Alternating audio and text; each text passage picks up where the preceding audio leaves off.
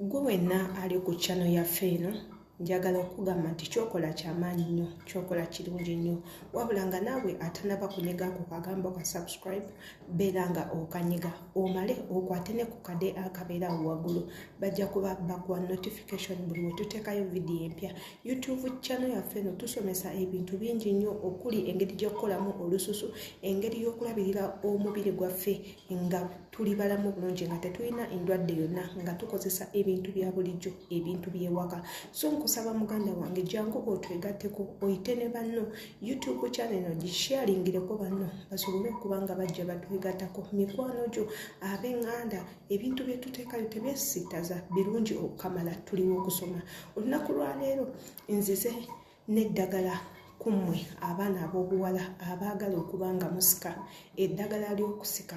Eddagala ly'okusika ng'oli waka nga teweetaga genda mu nsiko kulinoba, teweetaga genda mu nsiko kulinoonya, wabula ng'okozesa ebyo byokka ebikwetoolodde, ebintu ebiri ewaka, ebintu ebiri ku mubiri gwo, n'osobola okuba nga osika ebigaaga byo bulungi nnyo ne bibeera nga bikolera. Waliyo abaana ab'obuwala nga ggwe ebijanjaalo byakona nga tebivaayo, nga ne bw'osikoddamu tebivaayo, nga ne bw'okola otya tebisobola kubanga byeyongerako ku sayizi.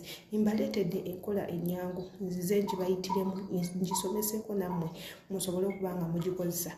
Nange kamwa koogera ngikozesa. Eno enkola nnungi nnyo ate nga eri very fast. Bw'oba nga weewaddeyo mu wiiki emu osobola okuba n'ebigaaga ebyenkananga wano eno oba weewaddeyo. Mu wiiki 2 oba omwezi oyinza okuba nga n'ennasu eno ogimazeeyo nga weewaddeyo. Baganda bange, nga bwe mukimanyi nti ebigaaga bino eno tubyetaaga. Yesu okusyalira ensiko tukwetaaga. Omukazi atalina nfuli munnange oba towooma, omukazi atalina nfuli mu culture bwe bakubalanga ekikazikazi oba n'okubuguma oba tobuguma, bwe bati abasajja bwe bagamba. Tugenda kusomako ku batya bwe tusobola okuba nga tusika, bwe tusobola okwongeza ku bigaaga byaffe.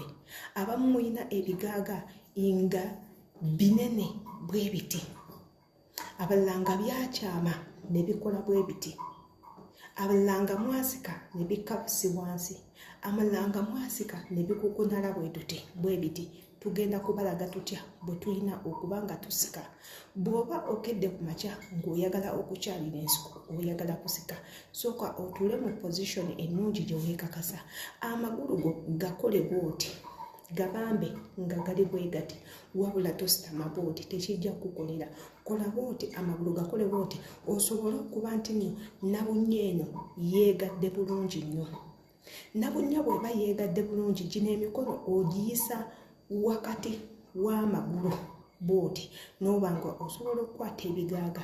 Ebigaaga ebyo sika ng'oleeta mu maaso omulundi ogusooka, osike ng'ossa wansi bw'otyo, so that bireme kukyama, bibeere mu direction nga bisongodde naye nga tebigenze sayidi na sayidi. Baganda bange, kati nno ngenda bawaayo ku tips entono mweze mulina okukozesa abaana abawala, naddala mmwe abali mu biyumba.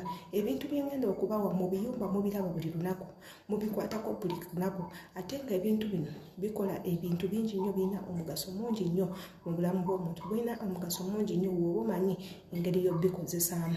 Kye twetaaga kiri kimu, twetaaga vaseline, twetaaga entende ezenkedde obulungi, twetaaga olive oil ng'ono wange, ono tea oil gwendeese baganda bange, naye nga twetaaga olive oil bw'oba omulina. Baganda bange, osobola okusika ng'okozesa enviiri zo, okuute ku nviiri, engalo zo zibeere nga nkalu, okuute ku nviiri, okwate ebigaaga osike. Ebigaaga omanya nti no bitudde ku luno olugalo, n'okola bw'oti.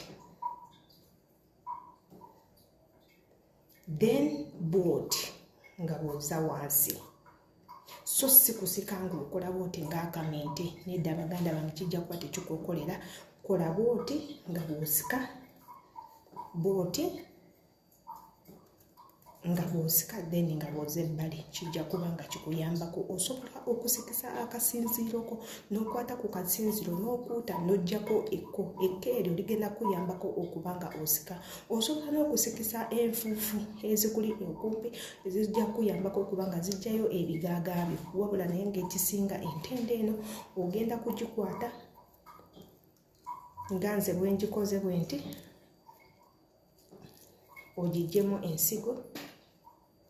Twetaaga kimere, olina kufuna entende muganda wange nga tekaluba ng'eyengedde, oggyeko ekikuta. Twagala ebimere bwe biti. Mu bino ebimere mwogenda okukwata nga wano woolaba obeere ng'osika, bigenda kuyambako okuba nga oseereza. Osobola n'okukwata entende eno n'ogikuba bulungi ne olive oil n'oba ng'obikozesa, bijja kuba nga bikuyamba muganda wange. Ebyo oba tobiyina ng'olina vaseline omubikula n'okwata mu vaseline n'obeera ng'osika. Vaseline onaakuyambako lwa nsonga aba aseerera.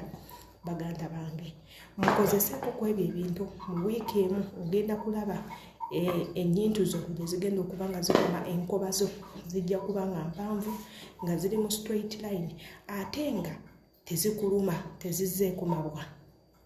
Bw'onooba ogezezaako ebyo ebintu ojja kujja obeere nga onjulira muganda wange.